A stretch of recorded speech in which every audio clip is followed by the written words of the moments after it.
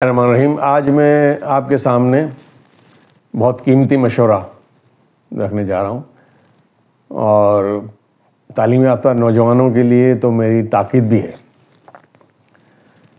بہت مفید بات، دو کتابوں کا میں آج آپ کو تعارف پیش کروں گا۔ یہ دو کتابیں ایسی ہیں کہ سینکڑوں کتابوں میں بھاری ہیں۔ وہ اس طرح کہ ایک کتاب جو ہے وہ دین کو سمجھنے کے لیے بہت سلیس آسان زبان میں، اور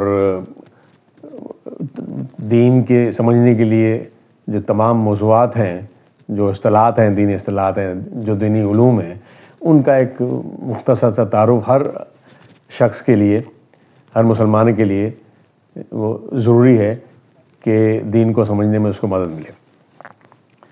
اور دوسری کتاب دنیا کے سمجھنے کے حوالے سے ہے، انسان کو سمجھنے کے حوالے سے ہے۔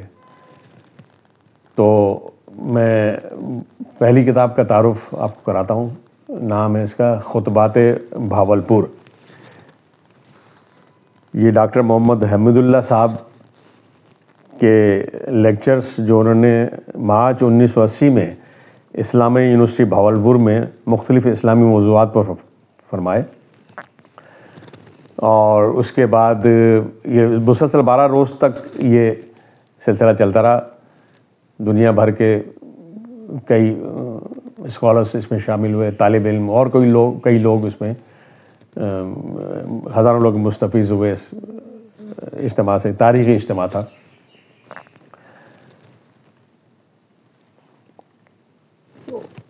اس کے بعد ہر لیکچرز کے بعد پھر سوال جواب کا سلسلہ بھی ہوتا تھا، تو اس سے بھی بہت ساری موضوعات، نئی جہتیں اور نئے اس میں اینگلز جو آتے تھے، وہ پھر ان کو فی البدی وہ جواب بھی دیتے تھے، فی البدی تقریر بھی کی انہوں نے۔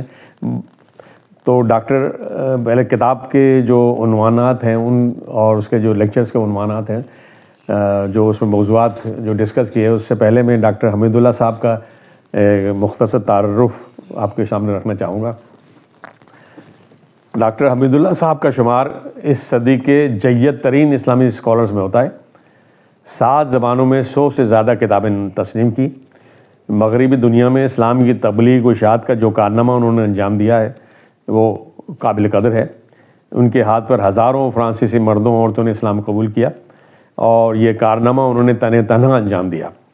ان کا ایک بہت بڑا علمی کارنامہ فرانسیسی زبان میں قرآن مجید کا ترجمہ ہے۔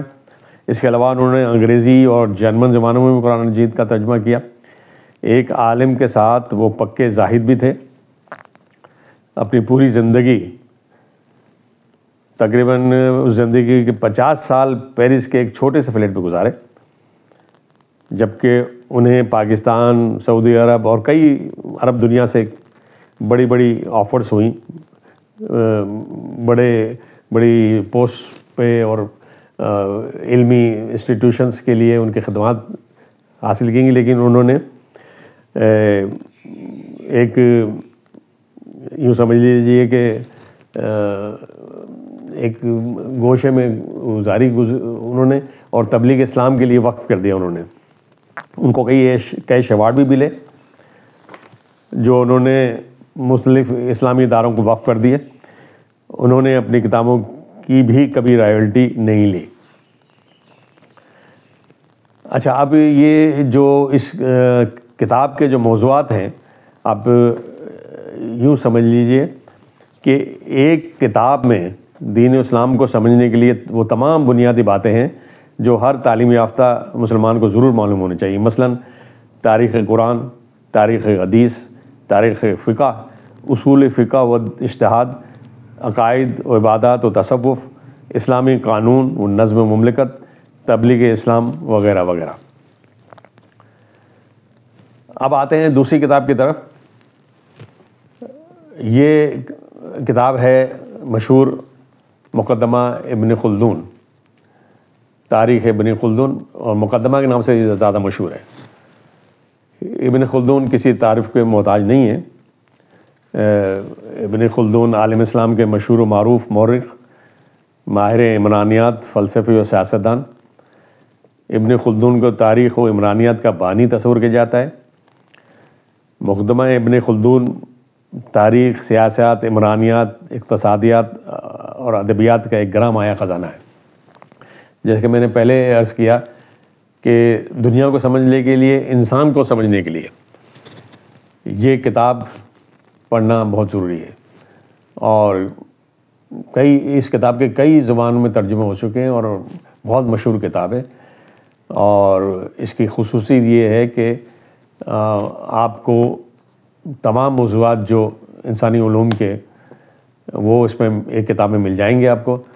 اور یہ ایک مسلمان کو پڑھنے کے لیے یہ بھی اس لیے بھی ضروری ہے کہ اس میں آپ دیکھیں، آپ کو جیسے معلوم ہے کہ قرآن مجید کا جو عنوان ہے وہ انسان ہے۔ ہر کتاب کا ایک عنوان ہوتا ہے نا، تو اس کا جو عنوان ہے وہ انسان ہے، اور انسان کو پہلے سمجھیں، اس کے نفسیات اور اس کے طور اطوار اور رہن سہن اور تمام معاشرت۔ تو وہ جو انسان کے بارے میں آپ جب سمجھ لیں گے تو پھر قرآن جب آپ پڑھیں گے اور قرآن کی تفسیر پڑھیں گے تو آپ کو بہت مزہ آئے گا، اس میں نئی نئی جہتیں، نئی نئے فلسفے آپ کو آشکار ہوں گے۔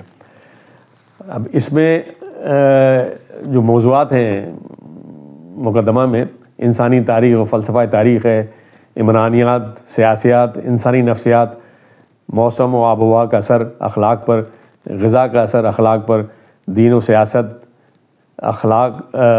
خلافت و ملوکیت، علوم و فنون اور انسانی فطرت، لیل و نہار کی تفصیل، جمادات، نباتات اور حیوانات میں ربط، ہوا سے انسان کی توسیع، خوابوں کی حقیقت، عصبیت کی اقسام، جنگ کے اسباب، قحط کے اسباب، انسانی طبقات کی تقسیم، تمدن اور صنعت کا تعلق وغیرہ وغیرہ۔ امید ہے آپ کو میرا یہ مشورہ پسند آیا ہوگا، اور آپ ضرور یہ کتابیں پہلی فرصت میں اپنے مطالعے میں رکھیں گے، اور اللہ تعالی ہمیں دین و دنیا کی صحیح سمجھ عطا فرمائے اور ہماری زندگی کو دین اسلام کے اصولوں پر چلانے کی توفیق عطا فرمائے۔ آمین۔